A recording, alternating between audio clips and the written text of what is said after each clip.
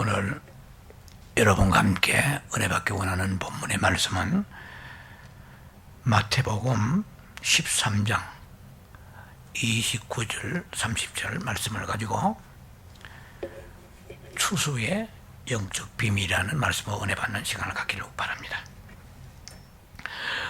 먼저 여러분을 대신해서 제가 말씀을 봉독에 올려드리겠습니다. 이 구절은 이해를 위하여 제가 더 첨가해서 읽습니다. 주인이 이르되 가만두라. 가라지를 뽑다가 곡식까지 뽑을까 염려하노라. 30절입니다. 둘 다 추수 때까지 함께 자라게 두라. 추수 때에 내가 추수꾼들에게 말하기를 가라지는 먼저 거두어 불사르게 단으로 묶고 곡식은 모아 내 곡간에 넣으라 하리라.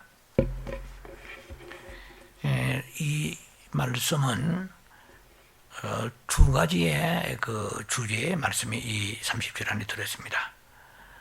추수의 하베스트, 추수에 대한 말씀이며 동시에 심판과 수확에 대한 말씀입니다. 그리고 심판과 휴거죠.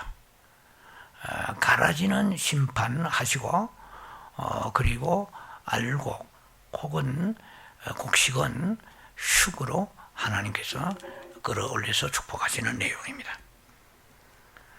자, 그래서 둘 다라고 했거든요.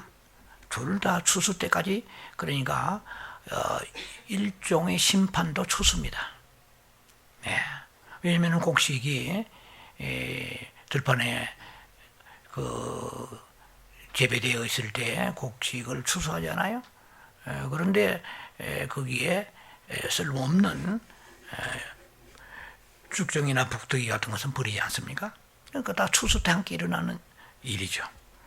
그래서 성경에서 분명히 마태복음 13장 39절에 이렇게 나와 있습니다. 추수 때는 세상 끝이 오랬거든요.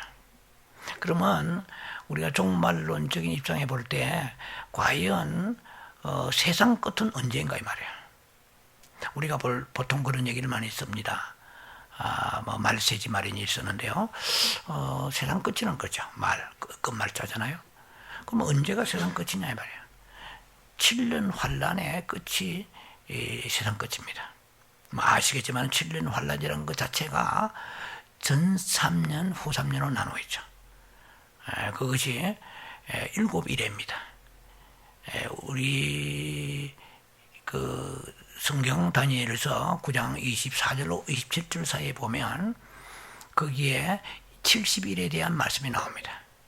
이 70일에 대한 말씀은 제가 이미 설교를 한 2년, 2, 3년 전에 했습니다. 혹시 필요하시면 그걸 참고하시고 유튜브에 70일에 대한 메시지가 나갔습니다. 자, 나머지 남아있는 게 마지막 한 일회거든요. 그 마지막 한 일회에 다니엘서 9장 27절에 그 일회가 굉장히 중요합니다. 그 일회가 7년을 말하죠.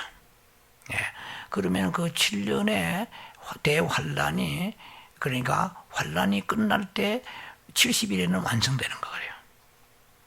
그러니까 예수님이 오시고 난 이후 지금까지 2000년 동안에 이 마지막 69일에는 완성됐는데 7번째, 그래 7일에 죄송합니다. 한 일회가 남아야죠.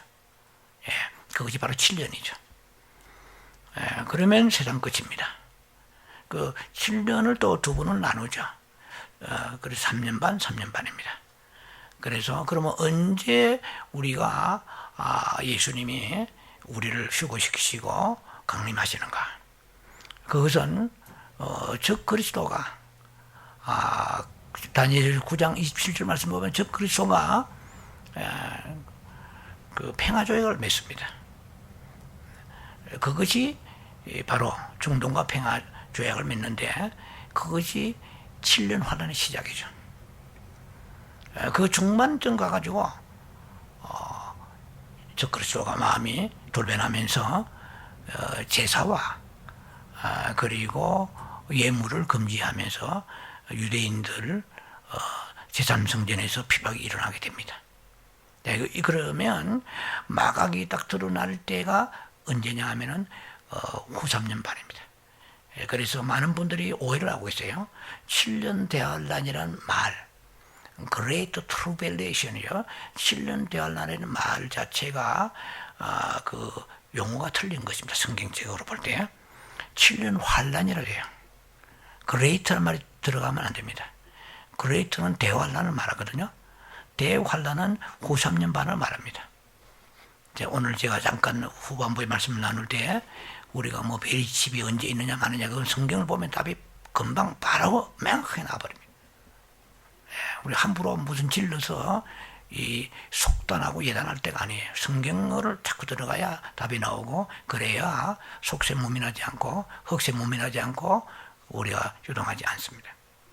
자, 어쨌든 간에 지난 시간에 말씀드린 것을 제가 생략하겠습니다.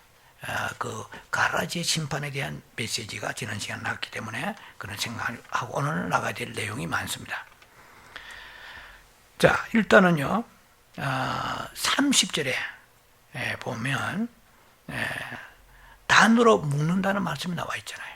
이것도 지난번에 조금 지난 시간에 언급을 했으면은 tie them in bundles. 그러니까 묶음을 단으로 묶는다며. 그럼 이 시대에는 성경에 오늘 30절에 단으로 가라지는 단으로 묶어요. 가라지는 단으로 묶고 심판하고 그리고 곡식과 알곡들을 모아가지고 이제 하늘의 곡간으로 갔다고 그랬어요. 곡간도 두 가지 의미로 해석이 됩니다. 곡간은 공중, sky, air 혹은 에어, 공중에 대한 것이 곡간입니다. 그리고 또 하나의 의미는 보좌 앞으로 갈 때도 얘기를 하는데 그것은 우리가 때에 따라 적용을 잘해야 됩니다. 그런데 단어로 묶는 것은 먼저 말씀드리자면 우리가 알게 모르게 지금 우리는 단어로 묶이고 있습니다. 이 교리와 교단과 교파의 단어로 묶이고 있습니다. 그리고 이 인간관계 속에 살아가는 어떤 친근감으로 단어로 묶이고 있습니다. 그래서 하나님이 원하시는 것은 정말 성서적인 그 베이직이 있는 그러한 그 단에 묶이는 것이 축복이죠. 인간적으로 이단들이 그렇게 물론 합니다만은 정통 교리를 가지고 있다고 하더라도 우리가 자칫 단으로 묶일 수 있는 위험이 있지 않느냐 하는 생각을 해봅니다. 사람들은 지금까지 쭉 예수님 오시고 20년 동안에 점검을 해봐도 아직도 안 믿는 사람은 안 믿고 믿는 사람은 믿는 것이고 또 교리적으로 볼 때 전천년설을 믿는 사람은 지금도 여전히 전천년설을 고집합니다. 무천년설이 있고 전천년설이 있고 후천년설이 있습니다. 그런데 어떤 분들은 후천년설을 믿는 분도 계세요. 무슨 말이냐면은 지금 천년이 왕국이 영적인 상징으로 하늘에서 계속되고 있다. 그래서 이 계시록에 가면은 천태양상입니다. 해석하는 것이. 그래서 예수님이 부활 승천하셨을 때에 제가 뭐 어떤 특별한 사람을 비판하고자 하는 게 아니고 성경적인 관점에서 말씀을 나눕니다. 그 예수님이 부활 승천하셨을 때에 많은 믿는 자들이 부활체를 입고 올라가서 천국에 있을 것이다. 그래서 예수님이 재림하실 때 함께 내려온다. 뭐 여러한 개념을 가지고 있는 분도 계세요. 뭐 해석은 자유롭습니다만은 어떤 것이 과연 성경적인가에 대해서 우리는 깊이 고민하지 않으면 안 됩니다. 그래서 전천년설을 고집하는 분은 지금도 계속 고집하고 있어요. 그리고 구원받은 사람이 구원 이룰 수 있다고 생각하는 사람은 지금도 여전히 그렇게 생각하는 거예요. 그리고 휴거가 과연 7년 환란 전에 휴거된다 하는 분들이 한국에도 굉장히 많습니다. 미국에도 유명한 워렌 워스비라든지 저 유명한 돌아가신 분 갈보리 채펄 척 스미스 목사님이라든지 이런 분들 다 그 7년 전에, 그러니까 7년 환란 전에 휴거된다고 생각합니다. 그리고 그레이스 커뮤니티 처치에 있는 잔 메가드 목사님, 뭐 제가 그런 분들을 연구를 많이 해봤습니다. 다 7년 전에 휴거된다고 생각하고 있습니다. 지금도 여전히 그분들은 그렇게 주장을 할 뿐만 아니고 거기에 추종하는 많은 신학자나 혹은 평신도들도 그렇게 또 믿고 있습니다. 그 무엇이 과연 성경적인가? 절대적으로 우리가 말할 수는 없지만은, 그러나 성급하게 쓸 것이 아니고 말씀대로 따라가 보면 아주 자연스럽게 답이 나올 것입니다. 과연 휴거는 환란, 진로 환란 전에 있는가? 아니면 중간인가? 끝인가? 자, 이런 것을 지금도 단에, 어떤 교리적인 교파에 어떤 단에 묶여있는 사람들은 계속 그것을 벗어나지 못합니다. 고정관념이라는 게 무서워요, 인간은. 이 고정관념이 어디서 나오냐면 옛사람에서 나오는 거예요. 우리는 거듭났지만은, 족사람은 거듭났지만, 우리 그 사람은 그대로 아직도 깨트리지 않고 있는 것이 우리의 경우입니다. 자, 우리는 교리보다도 성경이 뭐라고 하느냐 하는 걸 따라가야 되거든요. 뭐 다 교리도 성경 아닙니까? 교리와 진리는 다릅니다. 교리는 여러 개가 있어요. 진리는 한 개밖에 없습니다. 그러면 무슨 뜻이냐? 하나의 진리를 가지고 수십 개, 수백 개 교리가 나온단 말이에요. 그럼 그게 다 진리냐? 아니에요. 이것도 제가 설교를 했습니다. 이것도 몇 년 전에 진리와 교리에 대한 설교를 했어요. 그 오늘 제가 여러분과 나누는 것은 교리를 따른 게 아니고, 저는 칼빈주의를 공부한, 개혁주의 공부한 사람입니다. 그래서 그 칼빈의 교리를 추종하고 공부한 사람입니다만은, 이걸 알미니안이나 칼빈주의 교리를 내놓지 않고서는 정확한 빛 가운데 성경을 볼 수가 없습니다. 자, 우리 교리라는 것 자체로 성경을 요약한 거 아니에요? 그 자기의 사상과 자기에 대한 의견이 들어가는 거예요. 저 역시 제가 경험하고 깨닫고 제 나름대로 뭐 어떤 그 느낌이 있습니다. 또 교리가 있습니다. 관찰이 있습니다. 이런 거 다 내려놔야 돼요, 저도.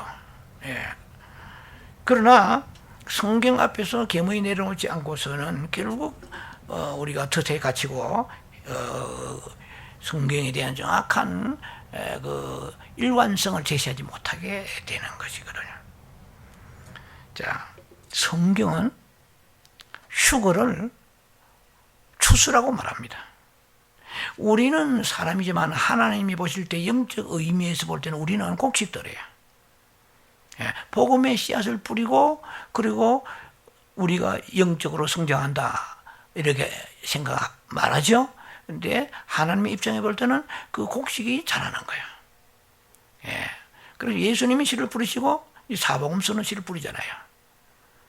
사복음서 씨를 뿌리고 사도행전은 번식하고, 그리고 많은 서신들, 일반 서신, 옥중성 서신들은 그로서 성장하고, 그리고 계시록은 합해서 추수하는 거, 성경이.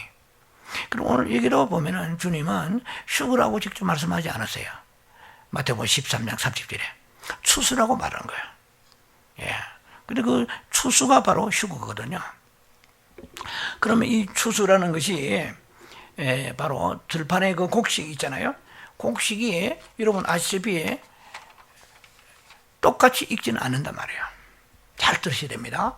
나중 익는 곡식이 있고 먼저 익는 곡식이 있고, 똑같은 한 논밭에다 씨를 뿌리는데, 부지런한 농부는 절대로 일괄적으로 곡식을 베어서 추수 탈고 가지 않습니다. 먼저 익은 놈은 먼저 베어서 추수합니다. 자, 여러분은 요한계시록 14장을 정확하게 딱 분석해야 추수 때에 대한 정확한 분별이 오게 됩니다. 그래서 이 휴거에 대한 그 하나의 시점을 이해하려고 그러면 계시록 14장을 많이 보고 읽고 이해를 해야 돼요. 자, 계시록 14장은 1절로부터 20절까지 되어 있습니다. 예, 그럼 계시록 14장의 1절로부터 5절까지는 첫 열매, 퍼스트 프루트예요. 첫 열매에 관한 말씀입니다. 자, 첫 열매란 말은 어제 말씀을 나누면서 여러분 이해가 되겠습니다만은 첫 열매라고 해서 먼저 수확한다는 말이에요. 자, 이게 벌써 의미심장하잖아요. 우리는 곡식이라고 그랬단 말이에요. 근데 곡식인데 쉬운 말로 곡식이면 다 같은 곡식이냐 말이에요.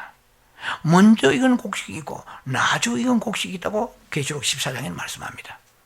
그 먼저 익은 곡식은 성경에서 분명히 첫 열매라고 계시록 14장 4절에 말씀하세요. 첫 열매는 먼저 농부가 하나님이 수확에 가십니다. 자, 14장 1절로 5절까지요. 첫 열매에 대한 말씀입니다. 첫 번째 수확이요. 첫 번째, 아주 더 쉽게 말하면 첫 번째 휴거단 말이에요. 자, 그리고 14장 6절로부터 13절. 이거 잘 여러분들 메모라이즈 하시면서 들으셔야 됩니다. 6절로부터 13절은 대환란에 대한 그레이트 트루벨레이션이에요. 대환란에 대한 말씀입니다. 몇 절로부터요? 6절로부터 13절까지요. 근데 6절로부터 그 안에 또 두 부류로 디바이드 됩니다. 6절로부터 8절은 6절부터 8절은 영원한 복음이 증거됩니다. 처음 듣는 분도 계세요.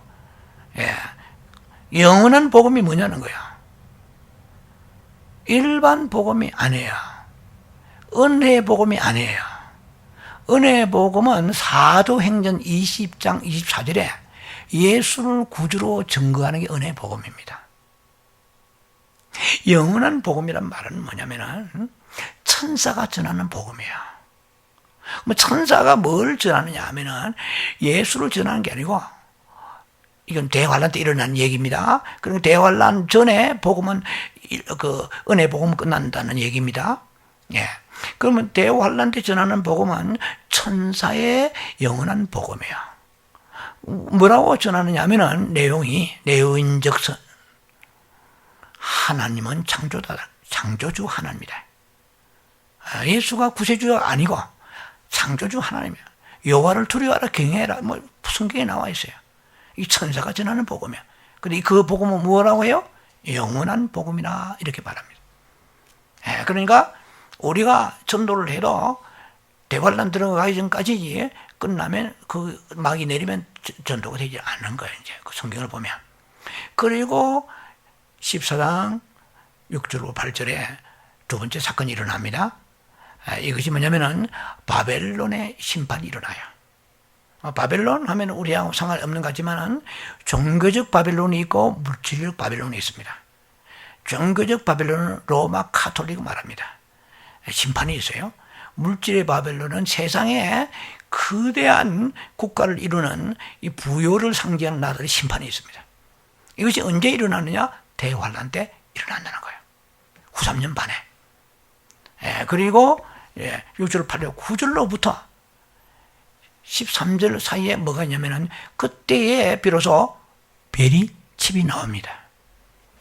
짐승의 표가 나옵니다.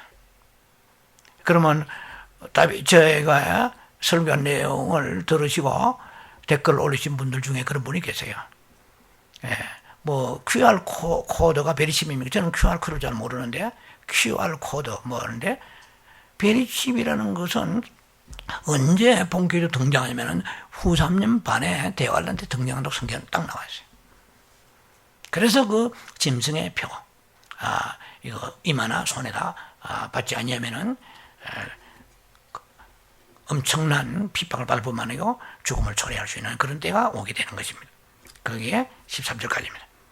그리고 계시록 14장 14절로부터 16절까지가 제너럴 하베스트, 제너럴 랩처, 즉 일반적 휴거입니다.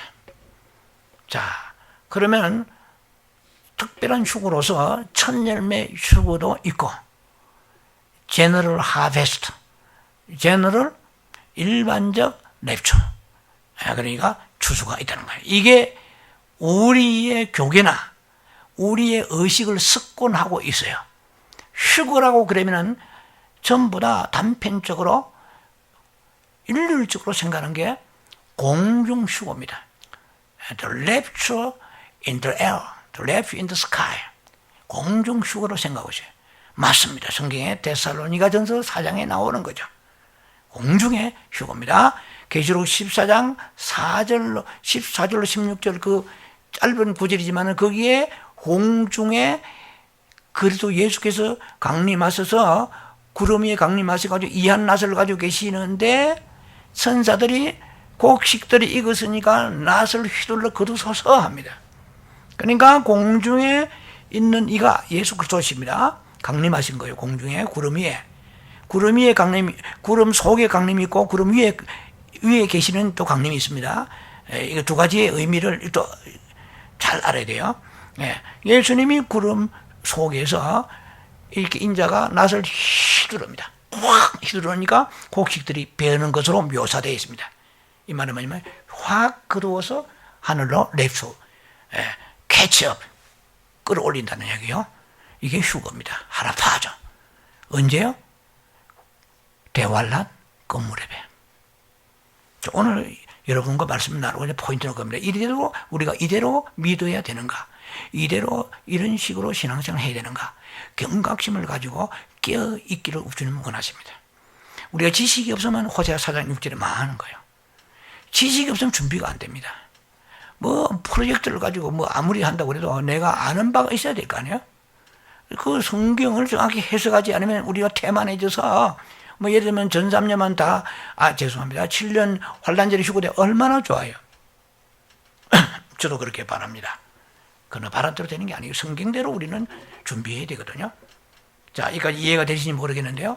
그리고 14장에 이제 17절로부터 계시록 14장 17절로부터 20절까지는 이거는 아마겟돈 전쟁 때에 하나님을 대적한 자들이 하나님의 포도즙 털에서 포도처럼 짓밟아서 터져버려서 피가 말굴레까지 가지고 160 스타디온, 1600 스타디온, 160이 아닙니다.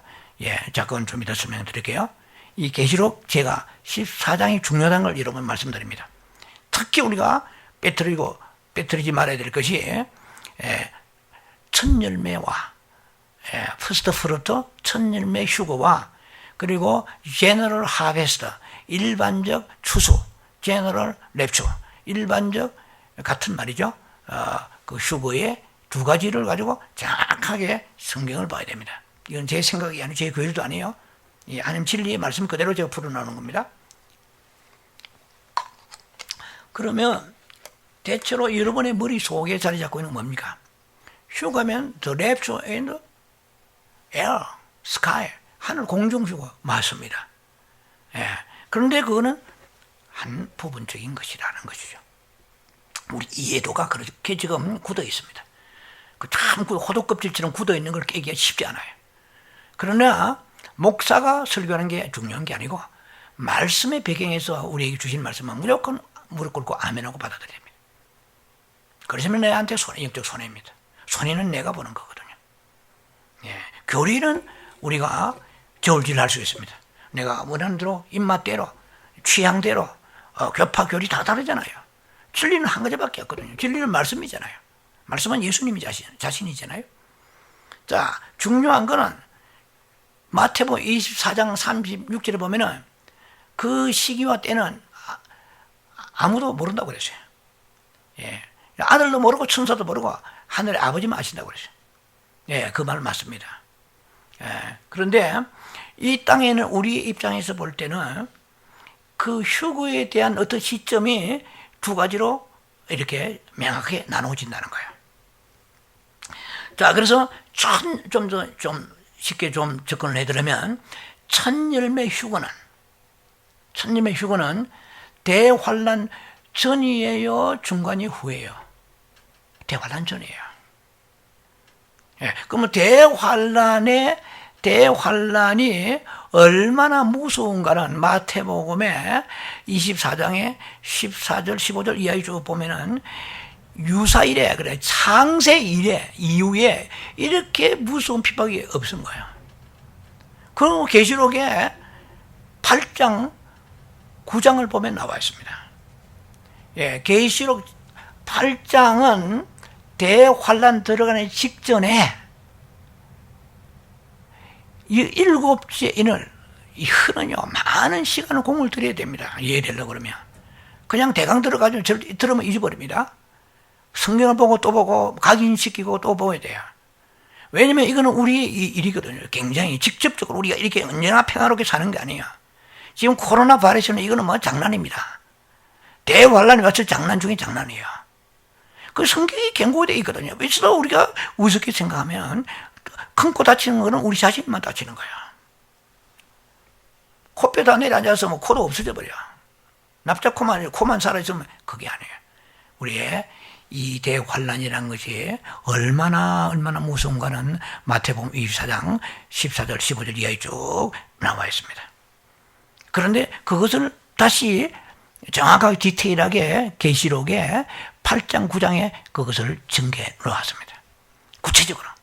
그러니까 대환란 직전에, 대환란도 아니에요. 이거는 대환란 직전에 일어나는 것이 나팔을 몇 개를 부려요? 4개를 붑니다.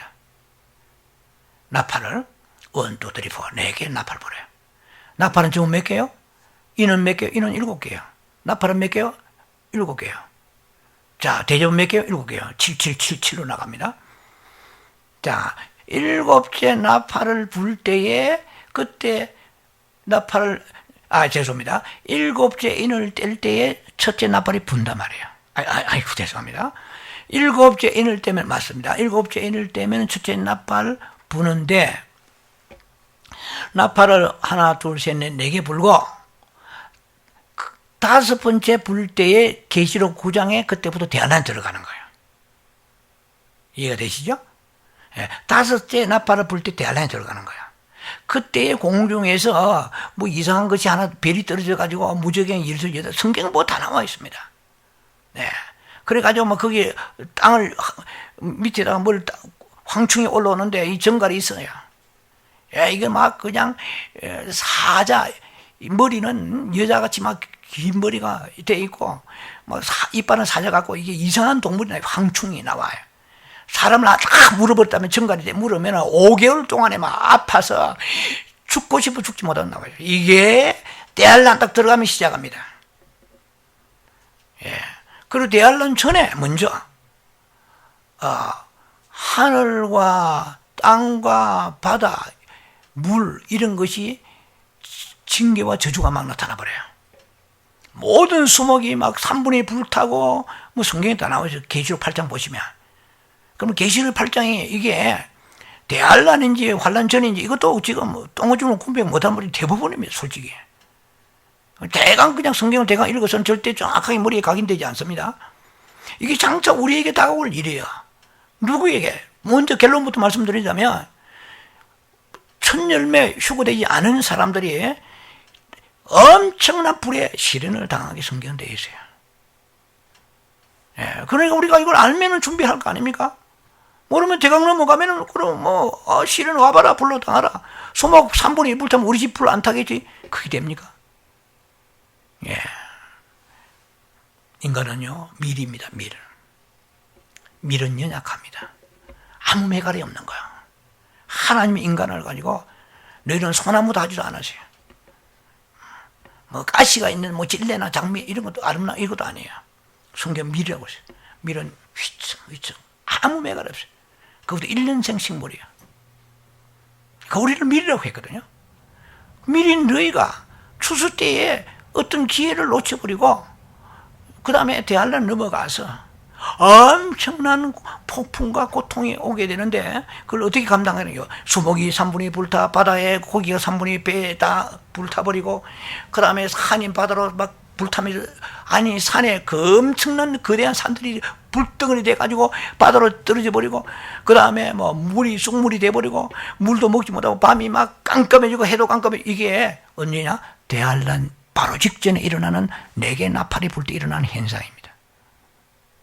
좀 감이 오신지 모르겠네요. 예, 감이라 하니까 무슨 땡감이니 어떤 분이 그래요. 아유, 참, 왜 이거 영감이 없습니까? 영감님은 죽은 지 오래됐습니다.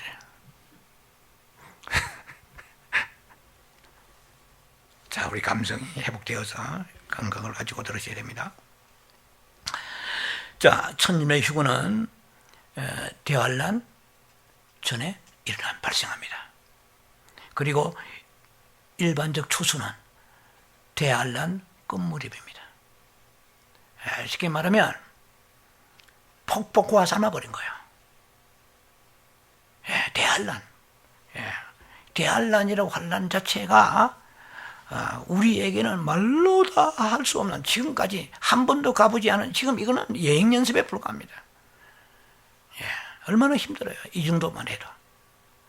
그런데 대환란에 들어갔을 때는 살아남기가 힘듭니다. 자, 그래서 다시 말씀 정리해 보면, 잘 익은 작물은 처음 첫 열매라고 부릅니다. First fruit. 대환란 전에 이 처음의 열매는 하늘에 있는 시온으로 간다고 계시록 14장에 말씀하세요. 1절로부터 5절 사이에. 그러니까 우리가 추수, 휴무라고 그러면 한 몇 가지를 생각이 됩니다. 추수의 어떤 시점, 방법, 그리고 장소. 장소 중요한 거야.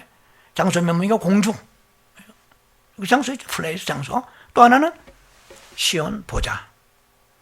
우리가 지금 알고 있는 장소는 공중만 알고 있어요. 머리에 딱 박혀 있어요. 성경은 계시록 14장 1절에는 그것을 시온 보좌로 되어 있어요. 자, 차이가 많잖아요. 패러다임에 대해서 바꾼다는 게 쉽지는 않습니다. 그걸 바꿔야 돼요. 자, 처음 익은 열매가 되려면 이 대환란에 엄청난 말로 다 할 수 없는 이 고통을 받지 않으려면 계시록 14장의 4절에 어린 양이 예수입니다. 어디로 인도하지 따라가야 돼요. 우리는 서운하고 감동받아도 지 마음대로 어기는 경우 얼마나 많아요. 성경은 해로울지라도 서원 지키라고 그랬거든요. 하나님은 불꽃 같은 눈으로 우리가 어떻게 살아가는가를 보고 계십니다. 그 모든 결산들이 이게 휴거 때, 추수 때 나타나는 거야. 농작물이 지가 제 아무리 푸르딩딩하고 제 아무리 그 다음에 처음부터 잘 익은 것 같아도 마지막에 그 가을에 추수할 때에 그 농작물이 결정이 되는 거예요. 이게 잘 익은 곡식인지 아닌지 그것도 추수 때 가봐야 되잖아요. 우리말로 하는 말이 있습니다. 두고 보자는 말이 있잖아요. 두고 보자. 우리가 성경적으로 종말론적으로 볼 때 계시록의 이 종말적인 말씀을 볼 때 이 땅에서 우리가 여러 각도의 인생을 살아갑니다. 그러나 모든 사람이 하나님의 추수를 피할 자가 아무도 없습니다. 만약에 추수를 피한다면 가라지 심판이 있어요. 두 개밖에 없어요. 가라지는 심판이가 불로 집어 단에 살라버려요. 이거는 그냥 유황불에 집어 넣어버려요. 이거는. 우리는 그건 피한 사람들입니다. 그러나 과연 우리는 피했다고 해서 그냥 낭만적으로 그날 주님이 알아서 해주시겠지. 이거는요, 너무나 이것은 아이들 게으른 생각이고 나태하고요, 불신앙의 생각입니다. 우리 깨어있으라고 그러죠. 어웨이킹 정도가 아니에요. 깨어있으라. 이거 워치요. 시계랑 워치가 아니고 워치는 감시하고 감찰하라 이 말이야. 경계하라는 거죠. 지금 어느 때가 됐는가, 이렇게 살아야 되나. 이게 없이는요, 마지막의 결말이 성경은 예고한 대로 이루어지는 거거든요. 성경을 우리가 무서워하지, 두려워하지 않으면 안 돼요. 들을 것 떨림으로 구원을 이루어 그랬거든요. 하나님은 사랑이시지만 그렇다고 하랍이 상티 끈다고 하는 건 아니죠. 여호와를 경외하는 마음을 가지고 그 다음에 사랑을 알아야 되는 거죠. 공의의 하나님을 알아야 되거든요. 성경에 잘 나와 있잖아요. 어린 양이 어디로 있는 성령 감화 감동대로 따라 순종해. 우리는 순종하지 않고 그냥 삼켜버리고 대강 두리뭉실 넘어가지 않아요? 이런 이미 퍼스트 프루가 아닌 거예요. 퍼스트 프루트가 아닌 거예요. 첫 열매는 오늘 계시록 14장 보면은 여자와 더럽히지 아니하고 그랬어요. 여자는 성경의 여자는 세상입니다. 그러니까 세상에 의하여 타협하고 세상의 풍요와 물질을 따라가면서 세상을 사랑하지 않은 그런 순결한 자라고 그러죠. 믿음의 정조를 지키는 사람이야. 그리고 어린 양 인도하지 따라가는 거야. 그 다음에 세 번째, 거짓말 하지 않냐고 흠이 없는 사람이라. 농담이라도 거짓말을 안 해야겠다는 거죠. 그리고 흠이 없다는 거죠. 자, 이런 사람이 첫 열매라고 성경은 분명히 말씀을 하고 계십니다. 그런데 이 첫 열매는, 자, 여러분 잘 이해를 도모하기 위해서 말씀을 풀어보겠습니다. 이 출애굽기 성경은 많은 예표로 되어 있습니다. 출애굽 23장의 19절, 그리고 레위기 23장의 9절, 10절에는요. 어떻게 되냐면은 구약의 이스라엘 사람 농사를 지으면 그들이 농부가, 자, 여기에 농부의 왼쪽에 집이 있습니다. 왼쪽에 마이크가 지금 창고예요. 곡간이에요. 그리고 이게 물병의 오른쪽, 이쪽이가 들판입니다. 예를 들면 여기에서 농부가 추수를 해가지고 이 곡간에 바로 갖다 놓지 않습니다. 그러니까 뭐냐면은 이 곡간에 갖다 놓기 전에 성경은 어떻게 해석하냐면은 하나님의 집으로 가져갔다고 그랬어요. 자, 다시 설명드리면은 농부가 처음 익은 열매예요. 모든 곡식이 아닙니다. 처음 익은 열매를 자기 창고에다 바로 집어넣는 게 아니고 성전에 가져가요. 성전에 가서 대제사장의 처음 익은 곡식을 얼마를 소수의 약간의 그 곡식을 성전에 대제사장이 가져가면 제사장이 그걸 가지고 요자요. 흔들어서 하나님께, 왜 흔드는지 모르겠어요. 흔들어 하나님께 드립니다. 이 추수의 그 영광, 추수의 그 보람, 추수의 그 하나님이 하신 것을 비오고 비워주시고 그 다음에 햇빛 주시고 하나님께서 자라게 해주시는 그것을 감사합니다 주님, 이런 거겠죠. 그래, 우리가 휴거라는 것은 뭐냐면은 내 잘때라고 휴거되는 게 아니에요. 휴거라는 것은 뭐냐면은 하나님의 만족이요, 하나님의 보람이요, 하나님의 기쁨입니다. 하나님의 누림입니다. 이 의식을 바꿔야 돼요. 이 밭에 있는 농작물이 자기의 기쁨을 위하여 추수되는 게 아니거든요. 그 농부의 기쁨을 위하여 작물이 있는 거거든요. 우리는 하나님의 기쁨을 위하여 지금 자라고 있는 거예요. 교회 예배드리고 이것도 하나님의 기쁨이에요. 주여, 내가 이만큼 자랐습니다. 이런 코로나 바이러스 시대라도 내가 먼 곳에 와 예배드립니다. 주여, 나는 믿음이 자라고 있습니다. 하나님의 기뻐하심을 지금 드리는 거거든요. 그 마지막 결정판이 뭐냐? 이게 추수, 바로 휴거단 말이야. 그러니까 농부가 그 농사를 지어가지고 자기가 먼저 먹으려고 창고에 집어 넣는 게 아니고 가지고 집으로 먼저 첫 번째를 가지고 가는 것과 같은 원리가 바로 출애굽 23장과 레위기의 23장 9절 10절에 나와 있다는 것입니다. 자, 계시록 14장과 레위기 23장에 보면 밀들도 같은 밀들이 아니에요. 들판에 있는 밀들이지만은 그 결말이 다르다는 거예요.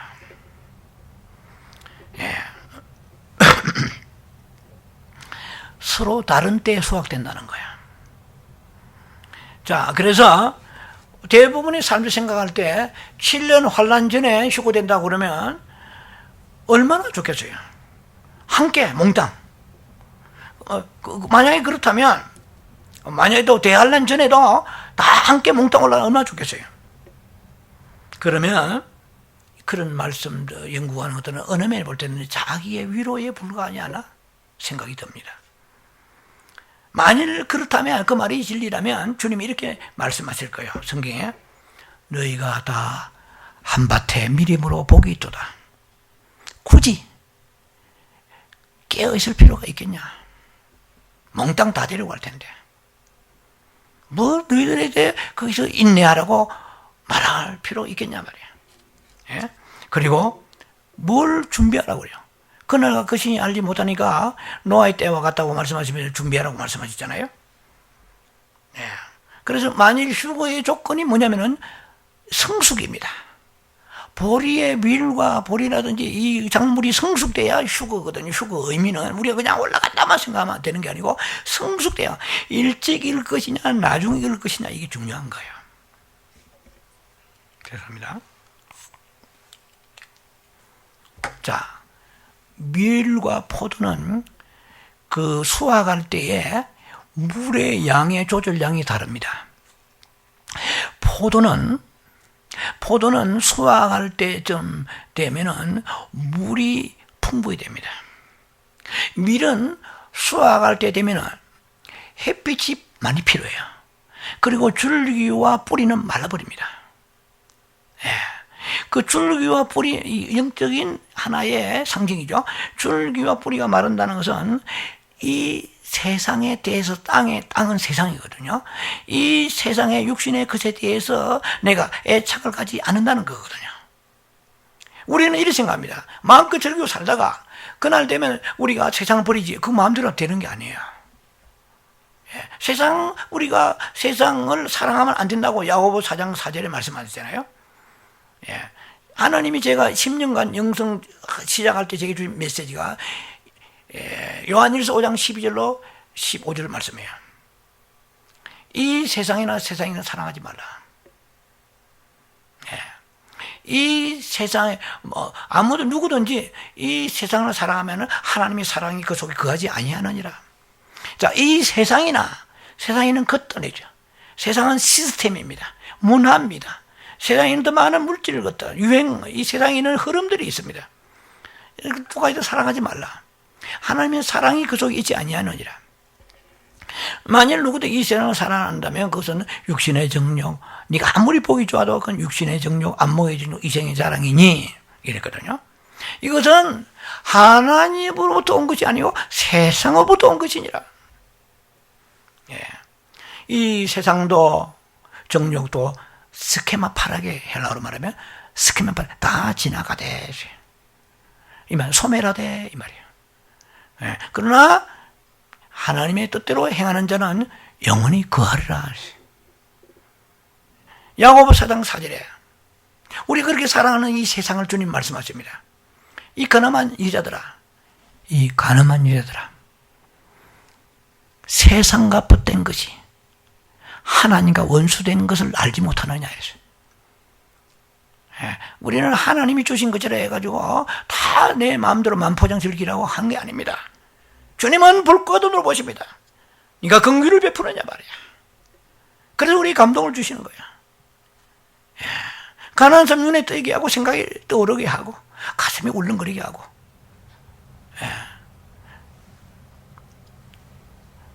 그래 하나님께서 저에게 우리는 자랑할 만은 아니지만은 고아들 이런 사람들을 도와라고 말씀하셨어요. 네, 그래서 숫자를 제게 주셨어요. 몇 명을 도우라고. 지금 그 하나님이 원하시는 숫자에 제가 다 그렇게 좀 위치에 올라가지 않지만 계속 기도하고 있고 또 실행하고자 합니다. 순종해야 되거든요. 예. 순종 대가를 지불해야 되거든요. 자, 밀은 말라야 되는 것인데 더 이상 뿌리를 내지 못하게 바닥에 물이 마르고 뿌리도 마르고 줄기도 마르고. 예. 자, 그런데도 나는 아직 세상 없이는, 물론 세상에 살면은 세상이라는 것이 하나의 살아가는 우리의 터울이고 조건이지만은 과연 나는 예수 없이는 살 수가 없습니다. 세상 없이는 살 수가 있더라도 예수 없이는 살 수가 없습니다. 라는 그러한 생각을 한번 해본 적이 계시나요? 햇빛은 환난의 은혜를 상징합니다. 예. 자, 그리고 이슬은 축복의 은혜를 상징합니다. 예. 햇빛은 결실하도록 도움을 주는 거야. 그래서 여러분이 지금 저와 여러분들은 남한테 말 못하는 환란도 있습니다. 네, 물이 마르게 하는 거예요. 뿌리가 마르고 줄기가 마르게 하는 거예요. 네, 우리는요, 하나님께서 아무 걱정 없이 모든 걸 다 공급해 주시면은 여기가 조사원이하고 마태복음 17장에 베나사에서 안 내려오려는 베드로하고 똑같습니다. 얼마나 단순해요. 엘리야와 모세와 주를 위하여 여기에 조사원이 그렇게 하고도 남는 여러분의 죄입니다. 예. 그래서 주님께 물을 말하기는 어딘가가 고장나는 거야. 어딘가가 부서지고 어딘가 아픔이 있는 거야.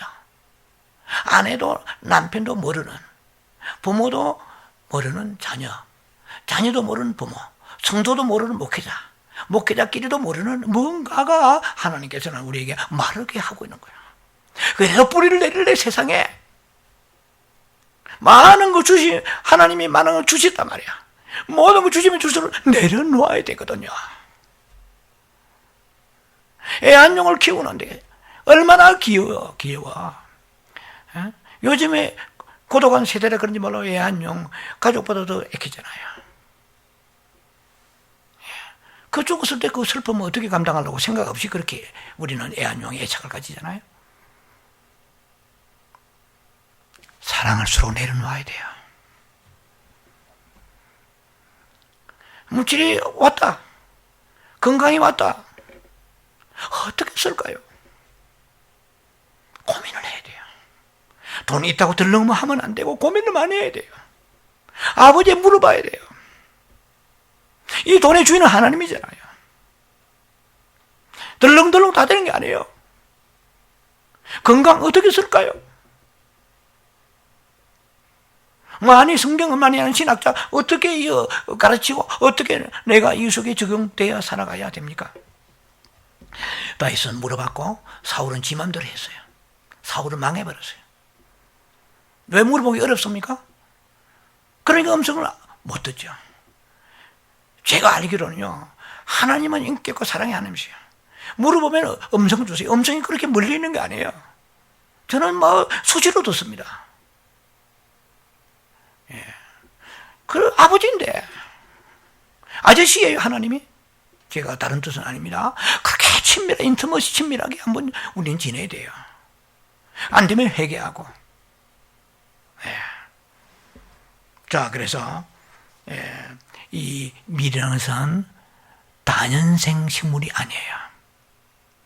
1년생 식물이에요. 우리 이 세상은 아무리 내가 모든 것이 부족하고 남보다 복을 받은 것 같아도 지나가는 나그네 인생입니다. 이곳에 뿌리 내리고 살려고 하지 않았어요. 밀은 땅에서 아무런 보호가 없어요. 장미여과지 가시도 없고 그 백향목이나 소나무처럼 위용이 있는 것도 아니에요. 너는 백향목이다 하면 얼마나 좋겠어요. 너는 밀이다는 거예요. 무화과 나무처럼 견고하지도 않고 강하지도 않습니다. 조금만 바람 불면 그냥 휘청휘청 하는 거예요. 이게 밀이에요. 하나님이 지혜로우십니다. 자, 천국의 아들들을 밀로 상징하셨습니다. 주님의 관심은, 오늘도 관심은 무엇입니까? 익었나 안 익었나. 거기에 관점을 줍니다. 익었나 안 익었나 말이에요. 성숙되느냐 안 되느냐. 내 아직 돌짝밭이 내 안에 있고 가시가 맞느냐 찌르는. 아직도 내 안에 정욕과 혈기와 그 다음에 육신 것이 자아가 강하냐. 주님은 오늘도 익었나 안 익었나 이거 살펴보십니다. 성도들의 휴거는, 영생은 하나님의 주권입니다. 은총이요 은혜입니다. 휴거에 이 성도들의 이 미리 익었고 안 익었고, 휴거는 우리들 자신이 선택하는 겁니다. 여러분 아시죠? 계시록 19장 4절에 세마포는 성도들의 옳은 행실이라 되세요. 세마포를 입어야 혼인잔치 들어갈 거 아닙니까? 그 세마포는 성도들의 옳은, 하나님의 옳은 행실이라 이게 돼 있잖아요. 성도들의 옳은 행실이요. 하나님 자신은 완전하신 분이죠. 우리가 행실이 어떤 애에 따라서 세마포도 결정되는 거예요. 자, 그래서 계시록 14장에 나와 있는 1절과 계시록 7장의 2절로부터 4절에 나와 있는 14만 4천 명은 같다 틀리다? 틀립니다. 14만 4천이라는 것이 계시록 7장에 나와 있는, 여러분들 이스라엘 12지파 이거 다 아시잖아요. 이 14만 4천 명 하고 14장의 14만 4천 명은 같다 틀리다? 틀리죠. 그러니까 14만 4천 명이랑 무조건 똑같다고 생각하면 안 되죠. 계시록 14장에 있는 이 14만 4천 명은 상징적이고, 계시록 7장에 나와는 14만 4천 명은 문자적이에요. 이스라엘 12지파를 말합니다. 그런데 어떻게 다르냐는 거야. 계시록 7장에 나오는 이스라엘 12지파에 관한 말씀은 하나님의 인을, 주의 그 종들에게 하나님의 인을 임하신다고 그랬고요. 계시록 14장에 나와 있는 14만 4천에는 어린 양의 이름과 하나님의 이름 두 가지가 서로 같이 인을 친다고 되어 있어요. 그러니까 이스라엘의 12지파는 어린 양 이름이 없어요.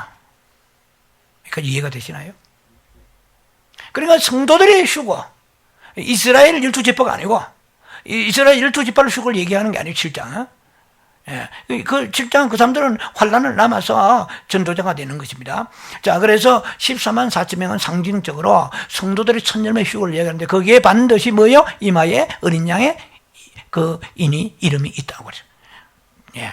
그리고 계시록 7장에 나와 있는 그 이마에 인친 이것이 계시록 9장에 가면 좀 복잡해지는 것 같습니다만, 나온 김에 계시록 9장에 가면 이 소위 황충 때가 물어서 5달 동안에 살지 못하게 하는 이 고통을 주는 그런 때가 나온단 말이죠. 계시록 대환란에 5째 나팔 불면. 근데 그때에 막 황충이 물르고 덤비드는데 이마에 인친 사람은 해하게 하지 말라 되어 있어요. 아주 성경은 딱딱 맞아 들어갑니다. 왜냐면은 이스라엘 12지파가 대환란에 남을 거 아니에요. 12지파가 남아가지고 그들은 황충이 흑석하지 못하게 하는 거야. 이해가 되십니까? 계시록 9장하고 연결됩니다. 자, 그래서 이제 그 정도로 넘어가고요. 계시록 14장에 14절 16절이 우리가 그렇게 알고 있는 제너럴 하베스터, 제너럴 랩처, the rapture of majority, 대다수의 휴거가 어디에 나와요? 계시록 14장 14절로 16절 나옵니다. 우리가 그렇게 많이 사랑하고 알고 있는 그 휴거가 일반적 휴거다 이 말이에요. 천열매가 아니고, 우리는 천열매가 되기 위해서 어린 양인을 따라가야 되고 흠없는 삶을 살아야 되고, 힘들어도 그 소망을 가지고 있는 사람은 하나님이 지금 눈여겨보시고 있는 자는 더 주시는 거예요. 더 질질 열어주시는 거예요. 그래, 가지지도 않으면 가지 있다고 하는 사람은 빼앗아가 버리신 거예요. 그나마 가지고 있는 지식을. 교만하면요, 패망의 선보입니다. 잠언서 16, 18절에. 특히 계시록 가면은 교만할 수 있어요. 뭐 좀 지식 안다고. 아니에요. 끝없이 낮추지 않으면은요, 새로운 지식에 대한 하나님이 숨겨주신 비밀들이 열리지 않으면은 우리는 비밀이 뭡니까? 모르는 게 비밀 아니에요? 알면은 뭐예요? 지식이지. 알면은 뭐예요? 상식이 커먼 센스예요. 난리지요. 모르면은 야, 세크레터리예요. 비밀인 거예요. 예. 미스테리언이요. 죄송합니다. 세크레터리 해가지고 시끄러더니. 모르면 비밀이야. 지금 계시록 열면은 모르는 게 수두룩하지, 솔직히. 다 비밀이야. 22장 10절에 열어라 했거든. 목회자가 열어야 돼요. 신학사 열어야 돼요. 열어도 바르게 열기가 참으로 쉽지 않고 어렵습니다. 그래서 계시록을 보고 또 보고, 묵상하고 또 묵상하고, 대조하고 계속 전 성경 전체 흐름을 모르면 계시록이 절대 안 풀립니다. 뭐 제가 전체 안다는 것보다도, 예, 하나님의 은혜로 그나마 조금 부분을 열어주시는데도 지금까지 가지고 있는 패러다임하고 완전히 역전돼 버립니다. 자, 그래서 이 데살로니가 4장과 같은 똑같은 말씀이 계시록 14장 15절 나오는데, 여기에서 보면은 땅의 곡식이다, 이거 거둘 때가 이르렀나이다 하고 천사가 공중에 앉아 계시는 예수님, 구름에 앉아 계신 예수님에게 말씀하시는 내용이 나옵니다. 그때 뭐라고 하냐면 다 익었나이다 이래요. 익었단 말은 원어의 의미는 불에 구워서 익혔다 뜻이에요. 그래 대환란을 통해 가지고 햇빛에 익든지 불에 구워서 익든지 둘 중에 하나를 선택하라는 얘기예요. 그러니까 제너럴 하베스트 일반적 휴거에 있어서는 불에 구웠다는 성경에서 원어가 얼마나 대환란이 혹심하면 불에 구운 것처럼 불고기 구슬러 버리면요 어떻게 되겠어? 우리가 새카맣게 타버리는데 너무나 환난과 핍박이 강해요. 그래서 곡식 이룰 때까지 안 타니까 안 익으니까 이 말이야. 안 익으니까 대환란이 집어넣어 가지고 환란의 불 속에 집어넣어 버린 거야. 그런데 대환란 딱 들어가니까 베리십이 막 나와가지고 안 받으면은요 이거 어떻게 해줘요? 그러니까 너희가 말이야 지금부터 아이 빈 사람하고 어린애 전복인 사람 저주했다. 아니 분유를 어떻게 사서 먹여요? 대환란에 베리십 안 받으면. 베리십 안 받으면 어디다 깨서 주의를 합니까? 그걸 어떻게 걸어 댕겨요? 마켓 가가지고 뭘 사 먹어야 될 거 아닙니까? 그런데 거기서 신앙을 지키려고 하다가 죽는 수많은 사람들이 뭐냐면은 이 사람들이 천년왕국에서 다스린 자가 된다고 계시록 20장의 4절 이하에 전후로 말씀합니다. 예, 거기 나와 있어요. 20장 4절에. 그때 어떻게요? 예, 세 부류가 천년왕국에서 다스립니다. 첫째 부류는 이기는 자요. 둘째 부류는 순교자요. 주기철 손양 목사님에서부터 지금 수많은 순교자들이 이 사람들 우리하고 잽도 안 돼요. 우리는요 갖다 붙지도 못해요. 그건 예수를 위해 순교한다고 이게 최고의 영광의 믿음이에요. 이게 참 대단하죠. 그리고 마지막에 세 번째 대환란 가운데 신앙 지키다가 배식 안 받고 순교해요. 화형당 총살당해요. 이 세 부류가 천년왕국에 통치하고 예수 그리스도와 함께 왕과 통치한다 되어 있어요. 예, 천년왕국 모르면요 계시록 안 풀어집니다. 천년왕국에서 천년왕국에 보면은 세 종류가 있고 또 천년왕국도 안에 땅의 왕국, 하늘의 왕국이 있어요. 성경이 다 있어요. 마태복음 13장 41절 43절에 하늘의 왕국, 아버지의 왕국이요, 땅의 왕은 인자의 왕국이요. 땅의 왕국은요, 여러분 천년왕국에 예수 믿는 사람은 낭만적으로 다 들어간다 천만의 말 그렇지 않습니다. 거기에 고가 마국도 들어가요. 소련 놈들 들어가요. 죄송합니다. 놈이라서 놈 붙여도 괜찮겠죠. 고가 마국이 들어가요. 천년왕국 끝에 가서 발작하잖아요. 고가 마국이. 그 누구 소련 놈이에요. 메색 소련 사람들이잖아요. 그 땅의 왕국이요. 천년왕국 하면 다 낭만적으로 전부 좋은 게 아니고 땅의 왕국이 있고 하늘의 아버지 왕국에 속한 사람이 있어요. 땅의 왕국에 들어간 사람들은 그건 예를 들면 유대인들 예수님 재림하실 때에 감람산에 사가랴 12장 8장 뭐 이런 감람산에 예수님 재림하실 때에 그때 찌른 자도 두려워 떨면서 애고감에 나다파 뒤집어지면서 그때 주를 영접한 자들이 있어요. 이런 사람들은 땅에 인자의 왕국에 들어가는 거예요. 그리고 열방들 들어가는 거예요. 열방들. 그리고 염소들, 죄송합니다. 그 양들. 양과 염소 있잖아요. 마태복음 25장에. 양과 염소가 있는데 이걸 오늘 교회에서 양과 염소 가르는 게 성경 해석 잘못한 거예요. 저도 그렇게 생각했습니다. 양과 염소, 양이란 것은 믿는 자들을 핍박할 때 끝없이 그 음식을 갖다 주고 네가 그 병들 때 굴에 숨어 있는 사람들, 옷을 입지 못하는 음식 없는 사람들 라면 갖다 주고 뭐 갖다 주고 이런 사람들이 양이에요. 이런 사람들이 천년왕국의 인자의 왕국으로 들어가요. 인자의 왕국으로. 근데 이기는 사람들, 성도들은 아버지 왕국으로 들어간다 이 말입니다.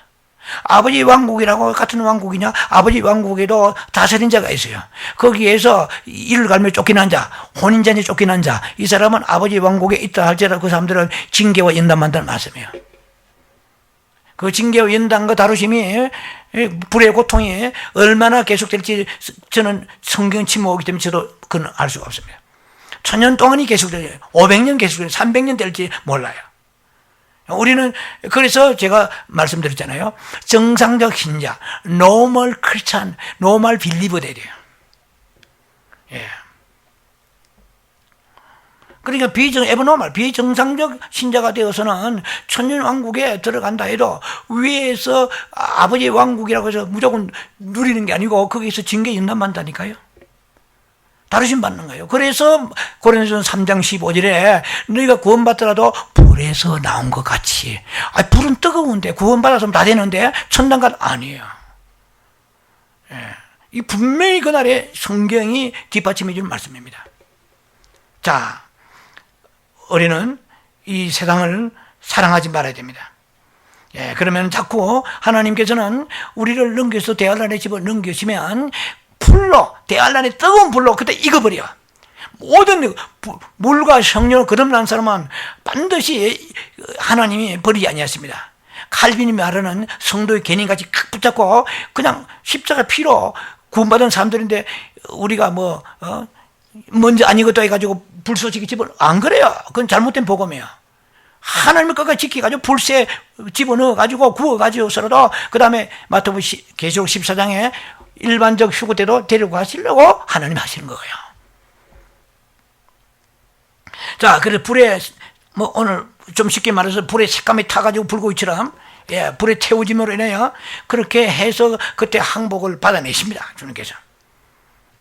그러니까 우리가 그렇게 사랑하는 그 세상이 세상을 우리를 배쳐가고 세상이 등을 돌리게 될 날이 오고 있습니다. 그래서 세상은 세상을 사랑하지 말라.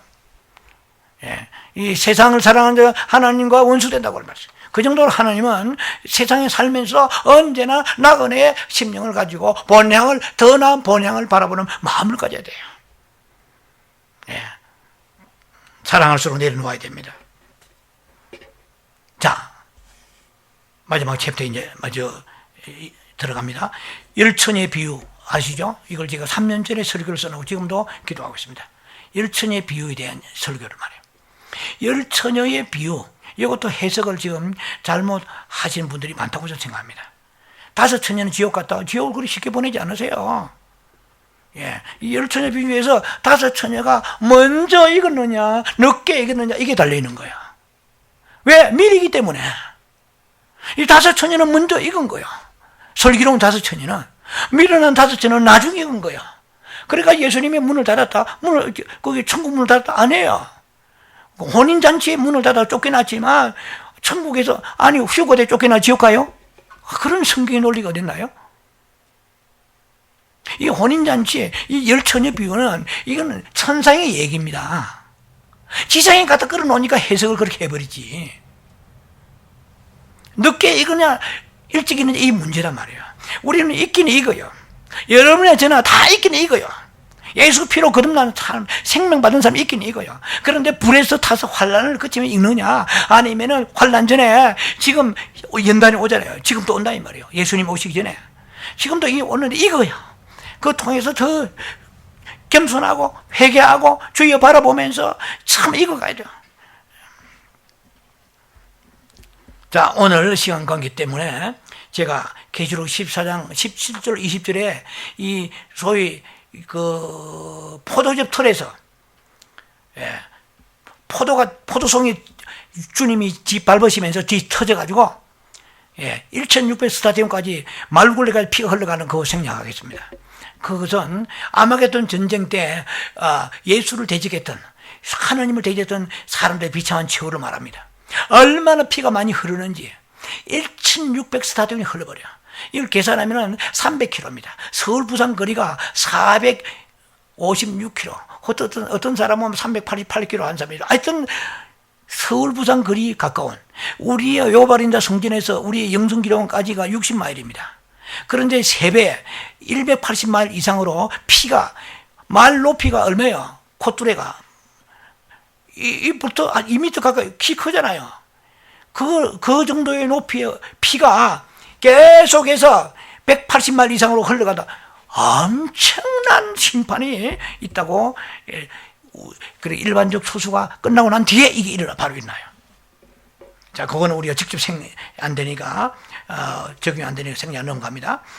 최초의 휴고된, 다시 정리해서, 최초의 휴고된 사람들은 대환란전의 첫 열매입니다. 일반적 초수는 대환란의 끝입니다. 공중으로 휴고되는 겁니다. 모든 밀은 다 수확될 것입니다. 다만 어떤 밀은 먼저 수확되고 어떤 밀은 나중 수확될 것입니다. 주께서 오실 날이 코앞에 다가왔습니다. 우리가 마지막 믿는 자들이 힘써야 될 3가지가 있습니다. 영생은 이미 얻었습니다. 3가지가 있습니다. 우리가 천국에 소망 가져야 돼요. 천국에 들어가 힘써야 됩니다. 좁은 문으로 들어가 힘쓰라고 그러죠. 두 번째는 뭐냐면은 첫 열매 휴거에 대해서. 세 번째는 하늘의 상급을 쌓아요. 세 가지입니다. 예, 세 가지. 천국의 소망, 예, 첫 열매 휴거, 그럼 하늘의 상급을 쌓기 위하여 우리가 주님 앞에 나와서 예, 충성해야 됩니다. 예, 영생 이미 주신 얼마나 감사합니까? 자, 이 세 가지는 우리 스스로 준비해야 됩니다. 예, 특히 첫 열매 휴거를 우리가 추구하는 사람이 같으면 깨어 있어야 됩니다. 깨어 있어야 돼요. 예. 그래, 킹제임스는 watch ye, y-e-e, thou라고 되죠. watch thou, y-e, therefore 되죠. 그러므로 깨어있으라 그래요. 킹제임스 버전은 그러므로 깨어있으라. watch, 자, 그래 깨어있는 생활이 되고 인내해야 돼요. patience, 인내하고 그리고 마지막으로는 거룩함을 가져야 됩니다. 예, 거룩한 말이나 생각이나 마음에 다 들은 것이 생각이 떠오르잖아요. 회개해야 됩니다. 히브리 12장 14절에 아무도 깨끗하지 거룩하지 않으면 주를 보지 못하리라. 예, 우리 인내해야 됩니다. 믿음을 가지려면 많은 인내가 필요합니다. 계시록 3장 10절에 어떻게 옵니까? 인내 말씀을 지키라고 그랬어요. 자, 누가복음 21장 36절에 말씀하십니다. 장차 이 모든 일을 장차 오게 될 모든 일을 능히 피하고 인자 앞에 서도록 항상 깨어있고 기도하라세요. 항상 깨어있어요. 예, 항상 깨어있고 항상 기도하라. 예, pray always. pray always. 항상 watch. 항상 깨어있고 항상 기도하라. 다 always 들어가면 되겠네요. always watch. always 뭡니까? pray. 항상 깨어있어요. 자,